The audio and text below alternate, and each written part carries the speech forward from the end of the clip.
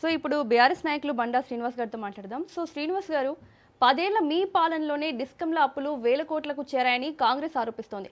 So దీనికి మీరిచ్చే సమాధానం ఏంటి? ఇప్పుడు 10 సంవత్సరాలల్లా కరెంటుకు ఎంత ఏం చేసిళ్ళు ఇంకా అనేది పబ్లిక్ తెలుసు, ఇప్పుడు అందరికి తెలుసు. ఇప్పుడున్న ముఖ్యమంత్రి గారు రేవంత్ రెడ్డి గారే వాళ్ళ తండ్రి చనిపోతేనే నీళ్లు చల్లుకోవడానికి కూడా వాటర్ లేకపోతే అవస్థపడ్డా, కరెంట్ లేకపోతే అట్లా ఒక ఒక చుక్క నీళ్లు కూడా లేనటువంటి పరిస్థితి నిండు అసెంబ్లీలో మాట్లాడినటువంటి సందర్భం. ఇప్పుడు ఒకసారి మొత్తం నేనే చేసిన అప్పులు చేసిందంటే అప్పులు చేసి ఏమైనా వేరే చేయలే కదా. దాదాపు 1,45,000 చెరువులు బాగు చేయించి నీళ్లు పంపించినటువంటి సందర్భం, కరెంటు మంచిగా చేసినటువంటి సందర్భం. ఈరోజు అంతటా కూడా కరెంటు 24 గంటలు 10 ఏళ్ళు కూడా ఒక రెప్పపాటు కరెంటు పోకుండా వచ్చినటువంటి సందర్భం కేసీఆర్ గారు హయాంలో. ఇప్పుడు చూడండి 13 గంటలు కూడా వస్తలేదు. ఇప్పుడు నర్సగౌడ్ గారు మొత్తం చెప్పిండు అది ఇదని. నేనేమంటున్నా అంటే ఇప్పుడు పబ్లిక్ చూస్తూ ఉన్నారు కదా, 24 గంటలు కేసీఆర్ గారు ఇచ్చినటువంటి నాణ్యమైన కరెంట్ ఇప్పుడు ఇస్తున్నారా? ఖర్చు అయితే ఖర్చు కంపల్సరీ అవుతుంది, ఖర్చు కాకపోతే ఎట్లయితే సార్ ఎవరికైనా ఖర్చు అవుతుంది. ఇప్పుడు అట్లా అంటే 2.5 సంవత్సరాలలో 2-3 రెట్లు ఎక్కువ ఖర్చు పెట్టిళ్ళు. కనీసానికి ఒక ట్రాన్స్ఫరం కూడా కొత్త వేసింది లేదు. 4 లక్షల నుంచి 8 లక్షల ట్రాన్స్ఫరాలు మేము వేసినాం. అట్లా ఎన్నో చేసినాం.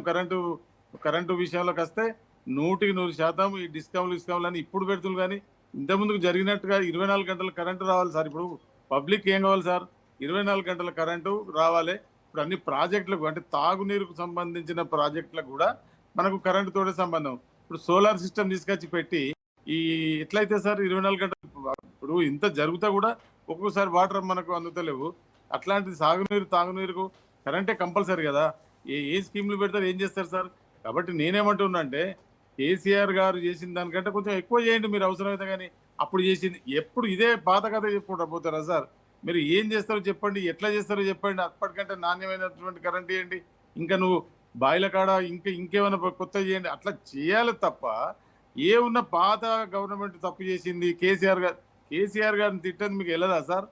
అందుకొరకే నేనేమంటున్నా అంటే మీరు ఏదైతే కొత్తగా చేసిందో ఇప్పుడు ప్రతి విషయంలో కూడా రైతులను ఇబ్బంది పెట్టేటువంటి కార్యక్రమాలు ఈ ప్రభుత్వం చేస్తుంది 2.5 సంవత్సరాల నుంచి. ఇప్పుడు చూడండి మొన్న మీరు ఏదో సుమన్ గారి గురించి చెప్తుంది, కానీ ఇలా రైతులు ఎంత బాధపడుతున్నారంటే అంత ముందుకు కల్లాల కాడ కాంటాలు పెట్టి ధాన్యం జొక్కబడినటువంటి పరిస్థితి. ఇలా ధాన్యంగా మార్కెట్లలో నెల రోజుల నుంచి ఉన్నటువంటి సందర్భాలలో కూడా ధాన్యం కొనుగోలు చేస్తలేరు. ఎక్కడ సార్ రైతుకు మీరు ఎక్కడ ఏం చేసిందని మాట్లాడుతూ ఉన్నారు? రైతుకి ఇలా గోస పెట్టుకుంటుంది కాంగ్రెస్ గవర్నమెంట్, రేవంత్ రెడ్డి గవర్నమెంట్ గోస పెట్టుకుంటుంది. ఇప్పుడు ఏవో వేరే కార్యక్రమాలు చేస్తారు. ఇప్పుడు గుజరాత్ అవన్నీ చూసుకుంటే అక్కడ ఇచ్చేటువంటి 7 గంటల కరెంటు 9 గంటల కరెంటు ఆ లైన్లోనే పోతున్నారు. ప్రైవేటు సంస్థలకు అప్పగిస్తా అనేటువంటి దానిలోనే పోతారు తప్ప నీకు ఉన్నటువంటి దాన్ని మెరుగుపరుచుకొని 24 గంటల కరెంటునే నాణ్యమైన కరెంటుని అదే ఉత్పత్తి చేయాలి. కానీ ఈ డిస్కమ్ లేని కథలేని సార్. నేను ఒకటి చెప్తున్నా సార్, ఈ సందర్భంగా మీరు ఏం చేస్తారు అనేది కాదు, రైతుకు 24 గంటల కరెంటు అందించిన వాళ్ళు కావాలి. ఇవాళ మొత్తం ఇండ్లల్లో కూడా కరెంటు పోతుంది, వాటర్ సప్లై ఉండలేదు ఊళ్ళల్లో, తర్వాత మెడికల్ హాస్పిటల్లో కరెంటు పోతుంది. మళ్ళీ పాత పద్ధతికి వచ్చింది కదా సార్. అంతకుముందుకు కరెంటు పోతే వార్త, ఇప్పుడు కరెంటు ఉంటే వార్త అనేటువంటి సందర్భంగా అయింది. కాబట్టి నేనేమంటున్నా అంటే ప్రభుత్వం అనేది తప్పకుండా ఖర్చు పెడుతుంది, చేస్తుంది. అది చూడరు సార్ ఎవరు ఎంత పెట్టిళ్ళు ఏం చేసిళ్ళు అనేది. సర్వీస్ చేస్తున్నా లేదా, ప్రజలకు నాణ్యమైనటువంటి కరెంటు రైతాంగానికి తర్వాత మంచినీటికి ఇవన్నిటికీ సదుపాయాలు కల్పిస్తుందా లేదా చూస్తారు తప్ప ఇవన్నీ ఏదో చేసిళ్ళు ఏమో చేసిళ్ళు అనేది కరెక్ట్ కాదు.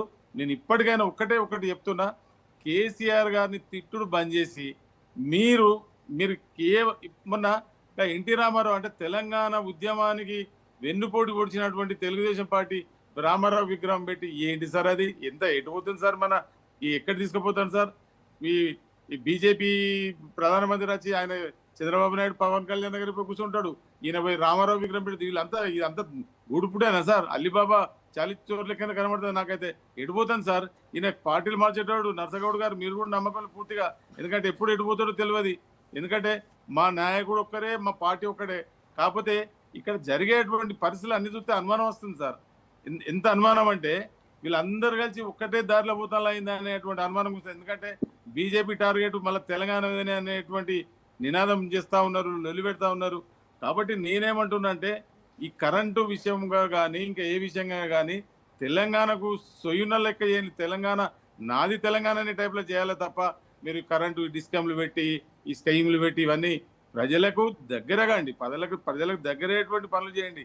మీకు నిజంగా చిత్తశుద్ధి ఉంటే రైతులకు ఇచ్చేటువంటి హామీలు ఏదైతే మీరు ఒప్పుకున్నారో 6 గ్యారెంటీలు కానీ 420 హామీలు కానీ అవి నెరవేర్చే ప్రయత్నం చేయండి. కొత్త దాంట్లోకి ఎందుకు పోతున్నారు సార్? ఇవే చేయకపోతే మీరు స్కూటీలు ఇప్పిస్తా అన్నారు, 2000 4000 చేస్తా అన్నారు, ఉద్యమకారులకు 200 గదాల భూమి ఇస్తా అన్నారు, పెన్షన్లు ఇస్తా అన్నారు. ఎవ్వి సార్ ఎక్కువ ఒక్కటి చేసినా సార్? నేను అందుకొరకే ఉంటున్నా, ఇది కరెంటు సబ్జెక్ట్ కాబట్టి కరెంటు 24 గంటలు నాణ్యమైన కరెంటు గతంలో కేసీఆర్ గారు ఇచ్చినటువంటి మాదిరిగా ఇవ్వాలని చెప్పి ఈ సందర్భంగా నేను డిమాండ్ చేస్తున్నా. ఓకే శ్రీనివాస్.